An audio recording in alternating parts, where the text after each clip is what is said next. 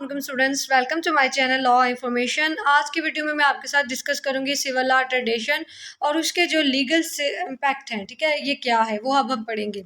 सबसे पहले इसका इंट्रोडक्शन है जिसमें लिखा हुआ है civil law is a legal system that is based on comprehensive set of written laws and statutes. यहाँ पे बताया गया सिविल लॉ क्या है कि एक लिखा लिखाया कानून है।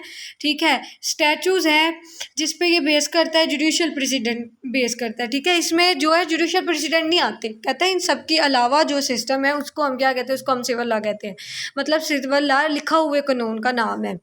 ये स्टैचूज या जुडिशियल डिसीजन इसमें नहीं आता। This system originated in ancient Rome and it is use in many countries around the world. अब ये जो है वो एंशियंट रोम में इसको ड्राइव किया गया था और बहुत सी कंट्रीज ने जो है इसको अडॉप्ट किया, particularly in continental Europe and Latin America.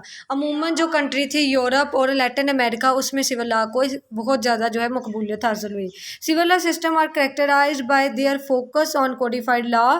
Civil law basically क्या है कि इसके करेक्टराइज इस तरह से है, इसकी खसूसियत है कि ये लिखा हुआ कानून है। ठीक है, यहाँ तक आपने करना है। उसके बाद इसका ओरिजिन हमने बताना है। तो ओरिजिन में उसने ये बताया the civil law tradition have their origin in ancient Rome. Civil law का जो ओरिजिन है वो एंशियंट रोम में है।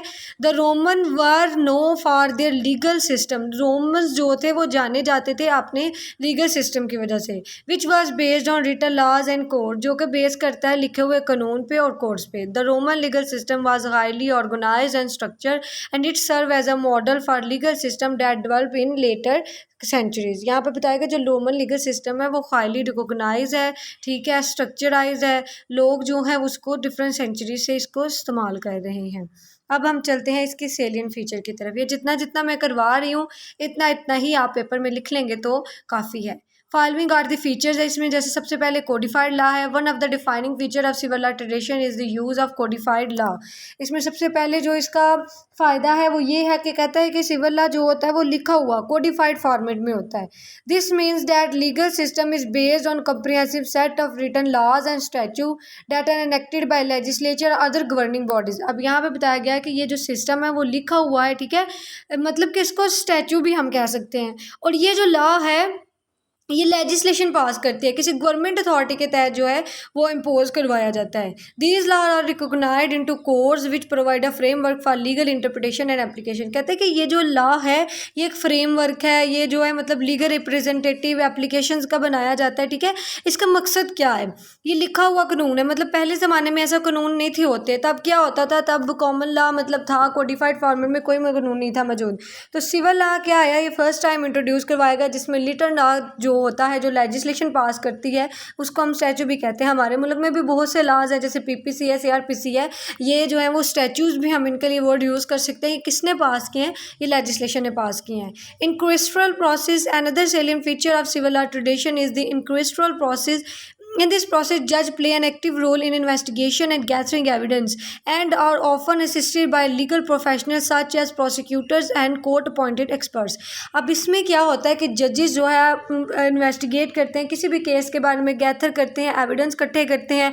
उसके बाद जो लीगल प्रोफेशनल्स हैं यानी जो वकील हैं उनकी भी राय ली जाती है। उसके बाद आगे है जी लीगल एजुकेशन। तो लीगल एजुकेशन भी जो है वो सिविल लॉ का एक अहम तरीन खसूसियात है कि third key feature of civil law tradition वो है जी आपका legal education. In civil law system legal education is typically more focus on the study of legal codes and statute rather than on the study of case law and legal precedent. अब वही बात बता दी, legal president किस में है, वो common law में है। तो यहाँ पे जो सिविल लॉ है वो बेसिकली फोकस किस पे करता है, कोड्स को पढ़ने में, स्टैच्यूज को पढ़ने में, ना कि लीगल लॉ और केस लॉ को पढ़ने में। This reflects the fact that civil law is based on conflict law rather than on judicial decision and legal precedent. अब आगे हम चलते हैं emphasize on legal doctrine.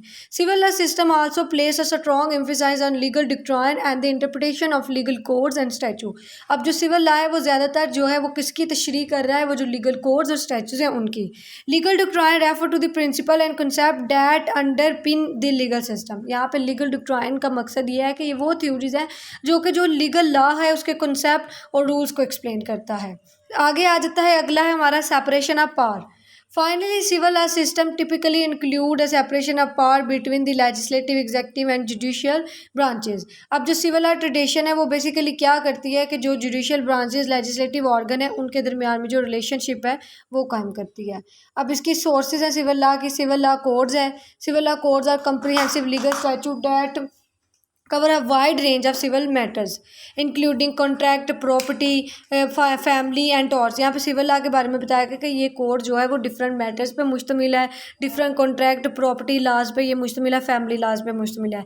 This code are typically enacted by the legislature and provide a framework for interpreting and applying the law. ये code जो है वो legislature और जो फ्रेमवर्क है मतलब interpreting the law, applying law करने में उसमें ये बड़ा अहम किरदार अदा करता है। अच्छा बच्चों, इसके अलावा आगे मैं पढ़ाने से पहले आपको बता दूं कि अगर आपको किसी भी टॉपिक के रिलेटेड वीडियो चाहिए होती है तो आप जो है वो मैसेज कर सकते हैं इनबॉक्स में, कमेंट में। उसके बाद में फिर आपको जो है वो मज़ीद वीडियो उस टॉपिक पे बना के सेंड किया करूँगी। उसके बाद केस लॉ है। Although civil law system are not based on precedent in the same way as common law system, case law will still play a role in legal system. ठीक है, सिविल लॉ सिस्टम में जो है case law का इतना role नहीं होता, ठीक है, कॉमन लॉ में इनका ज़्यादा होता है। तो डेट्स वाई हम सिविल लॉ को इतनी जो है वो मतलब सिविल लॉ में हम प्रेसिडेंट को इतनी प्रायोरिटी नहीं देते। उसके बाद कॉमन लॉ आता है। Common law refer to the unwritten rules and practice that are accepted and followed with in a particular community और सोसाइटी। कॉमन लॉ क्या है कि ये एक पर्टिकुलर सोसाइटी के रूल्स हैं जो इसको वो एक्सेप्ट करते हैं। In some civil law jurisdiction customary law is recognised as a legislative source of law. बहुत से कंट्री में जो है वो क्या है कि सिविल लॉ को as a legislative source of law के तौर पे भी इस्तेमाल किया जा रहा है। Customary law recognized as a legitimate source of law. Customary law को हम क्या कहते हैं कि ये जो है लेजिटिमेट सोर्स ऑफ लॉ भी है। ठीक है, ये चीज़ इसमें बताई गई है। उसके बाद ट्रीटीज़ आ जाती हैं एंड इंटरनेशनल कन्वेंशन है। ट्रीटीज़ और कन्वेंशन को भी जो है बहुत अहमियत हासिल है आपके सिविल लॉ में। ठीक है, दीज इंस्ट्रूमेंट में cover a wide range of topic. इसमें जो वाइड रेंज ऑफ टॉपिक्स हैं उनको हम डिस्कस करते हैं, such as rights, trade and environmental protections. ठीक है, इन सब को हम जो है वो डिस्कस करते हैं सिविल लॉ में भी। ट्रीटीज़ होती क्या है? ट्रीटीज़ इंटरनेशनल लेवल पे जो मुआहदे होते हैं स्टेट्स के, उनका नाम है। उसके बाद लीगल डॉक्ट्राइन आ जाता है। Legal doctrine refer to the principle and rule that underpin the legal system. Legal doctrine क्या होता है? ये बेसिकली उन रूल्स एंड रेगुलेशंस पे, उन प्रिंसिपल्स पे मुश्तमिल होता है जो कि एक लीगल सिस्टम का एक अहम तरीन हिस्सा है। ठीक है, in civil law system legal doctrine is often developed by the legal scholars and jurist. अब सिविल लॉ कंट्रीज में जो ये लीगल डॉक्ट्राइन है वो बेसिकली डेवलप होता है बहुत से लीगल स्कॉलर से और जूरिस्ट से। बस यहाँ तक आपने करना है, आगे रह गया कॉर्पस जूरिस सिविल, ये मैं आपको नेक्स्ट वीडियो में जो है वो समझा दूँगी।